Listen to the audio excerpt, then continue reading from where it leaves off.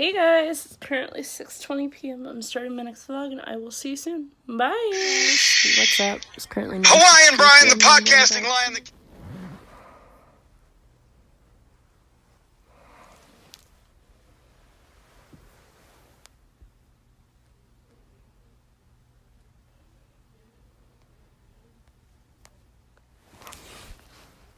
Spooky season, boys.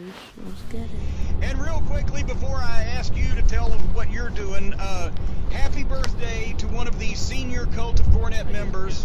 It actually now, today, it's not his birthday because we're taping this, but on the 13th, and ab number, Hot Rod, Rodney Estee. His birthday was on the 13th. We wish him happy birthday. Thank you. For his birthday, he can do a DNA test on his kids. Anyway, what are you doing around the horn this week? Around the Horn, Jim, breaking kayfabe with Baldwin and Barry at BaldwinPod.com. Ron Fuller's Studcast at FullerPod.com. You're a guest this week on Kentucky Fried Wrestle with Scott Bowden.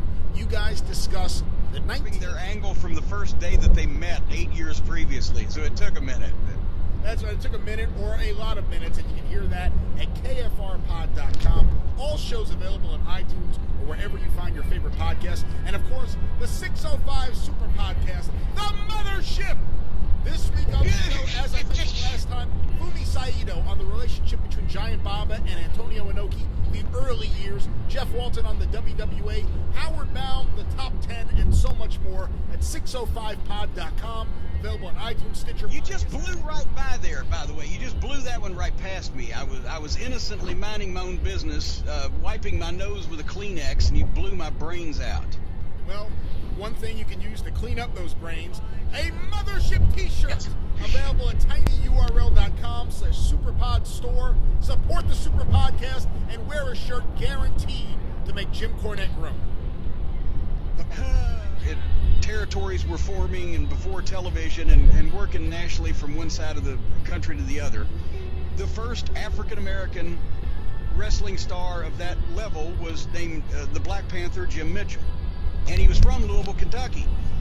And his career lasted from the 30s, late 30s, some period to into the 50s. So he was still being used at the tail of his career in late 50s, early 60s, in places he was really over and was remembered. But he had runs in Boston for Paul Bowser, and in Los Angeles, we're going to talk about for a minute, in the Olympic Auditorium in the days right before television, including working on top with Gorgeous George and causing a riot.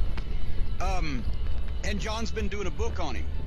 And in the process of doing the research for that book, John found a guy who had bought the final house that Mitchell had lived in, and some of his stuff was still in the attic. And promoters and wrestlers and pictures and his boots and different varieties of things. So you can get a hold of John Cosper through his website, eatsleepwrestle.com. I also believe you can also on eBay. And you search for Black Panther Jim Mitchell. These items will pop up. There you go. And John's website is a great site. Eat, Sleep, Wrestle. I can without doubt tell you that he does two of those three things on a daily basis. But anyway, one of the things was Jim Mitchell's record book, his personal record book of his bookings and his payoffs and his expenses and everything and travel from 1944 until 1949, which I possess this now because I'm fascinated with wrestling history like this, but also to go back and look and see. And the one thing and I'll give you a heads up, because one thing I forgot to do was I'm just wondering, maybe you can find it, 1949. If we could find that might be helpful for later on here. The average salary per already in 1949 was $2,950. $2,950 in 1949 is what you're saying. The average cost of a new car, $1,420. How long it hurts? Good heavens. Well, anyway, but $2,949 was the yearly pay for the average smooch, right? $2,950. Gave me all these numbers real quick. Anyway, so I got this book and I just looked through it and I made some notes, and it's fascinating because this was actually before the TV territories got started. So there were still booking offices, and there were regular circuits of towns. But for example, and also I don't know whether it was that I haven't studied his career, Ypsilanti, etc., Hamilton, Ontario, Hammond, Indiana again. So he's making 20 shots per month, but it's basically the same 5 towns that they ran every week. And for that particular month, he made almost $500. But in 1944, $500 went a little bit farther, as we'll see. Then by March, he had a full schedule because now he's branched out into other towns. Maybe they were booking him a little more widely. He's in Toledo, he's in Benton Harbor, Lima, Ohio. So by March, he makes $724 working 25 days on the road in Indiana, Ohio, Michigan, and Ontario. $724. Do you know how much money that equates to in today's money, Brian, when we run it through the little gimmick we love so much? 10,300 Monday. Like, I know everybody I know got married on Monday night on TV, right? I'm a little shocked that you didn't do it. When I looked at your thing, it said October 13th. Wait a minute. That's a Saturday. You got to get married either on a Sunday or a Monday.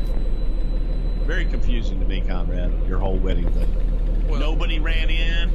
Nobody cried. There was no drama. Hang on. Nobody went in the pool. You said nobody cried, but you know that's not true. Oh, that's right. Rick was crying when he got there. Like, Rick showed up and was crying, for fuck's sake. Rick left because we ran out of tissue. Chat me up here. You're hot-shotting the wedding, too.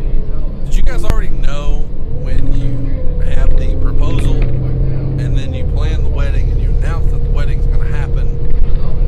Did you already know what the end game was?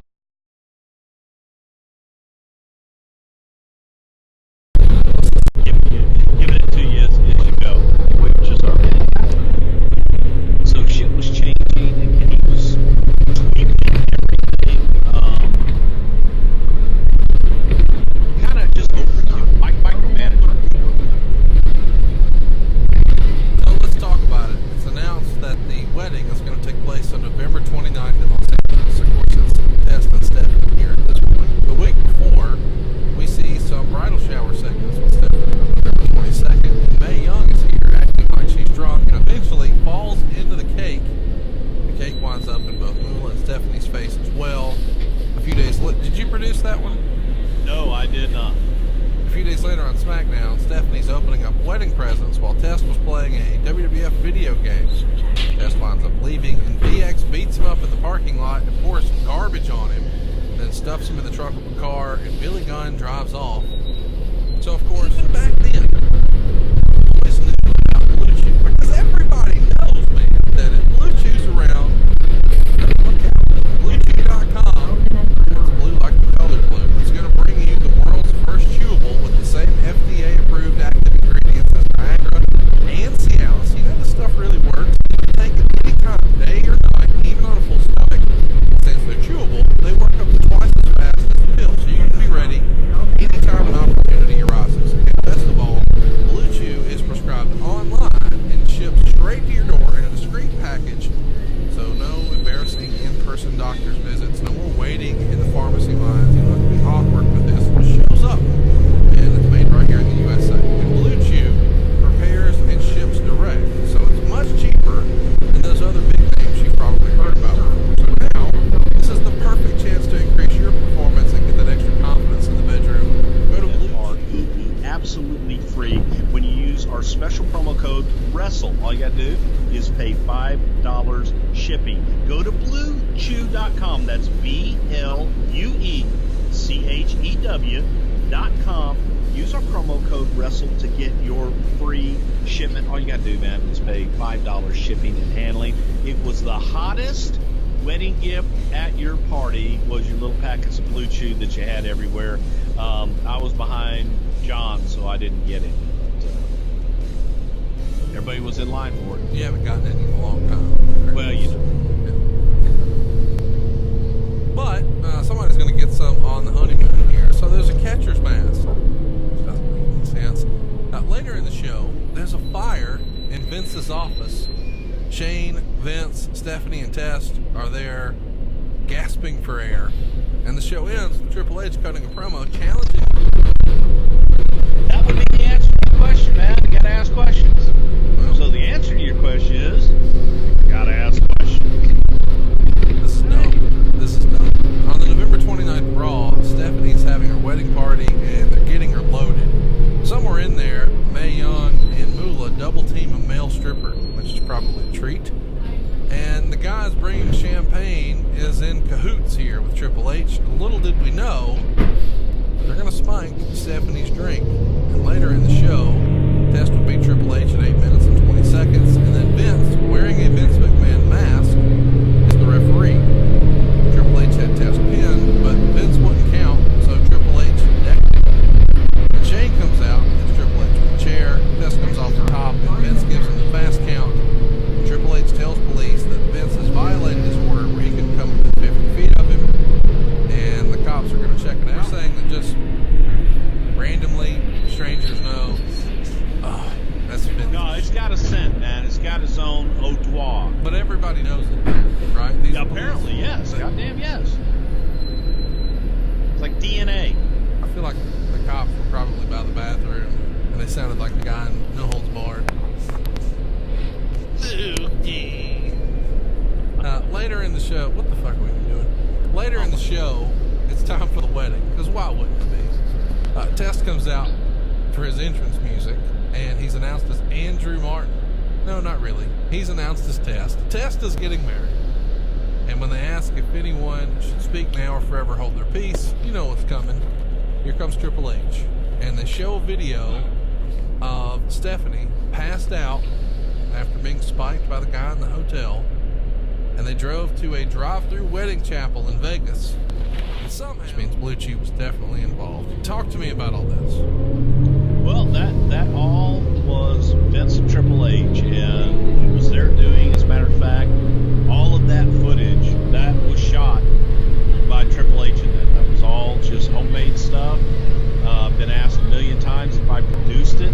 I did not. I did arrange it with the Little White Chapel there in Vegas, the drive-through. I got married there. Jim Ross got married there, and several other folks had wedded bliss in that establishment. So we did set it up with them, but that was all 100% Triple H produced, shot, everything that night getting in there. Now, I don't know who shot the stuff with the waiter earlier that night. That was just probably a production, Sahadi type production deal.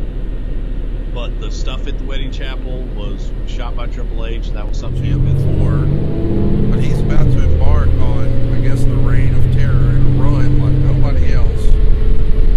Not just on screen, but behind the scenes as well. Talk to me a little bit about how some of the guys in the back were feeling about Triple H at this point. Now, specifically, the idea that he was able to just pitch this angle to Vince, not go through the writing team, just straight to Vince. They're changing things, they're doing things on the fly, and then he's even shooting his own stuff here as the final go-home segment and the main topic on the big show. This has to be met with a little bit of resistance from some of the locker room where they're just looking for a reason to poo-poo this. Well, first of all, there was no writing team to go through that, so that wasn't instructor. I just realized I wasn't vlogging the entire time. Use it was when Hunter and China had got together, and Vince said, "I think he's worked himself into a shoe." So we use the same term here. We're watching everything go on in rehearsals and all this other stuff, and they had to kiss on screen. They had to be boyfriend, girl, or husband and wife on screen a lot. And go, man, if he's not careful, he's going to work himself into a shoot here. And that was probably January 2001 that I ever noticed it. When I knew it was the first XFL. Just got home. I'm really tired. Really, really tired. Have to get in the shower. Ow. It hurts. off my makeup. Good Lord. I get this out. I think I will be able to. I hope I will be able to. That's better. Oh, my God, that's rough. Stinky and rough. Bleh. Anywho, sir. I am going to end my vlog, and I will see you in my next one. Bye, bitches. Time to get unready with me. Mwahahaha.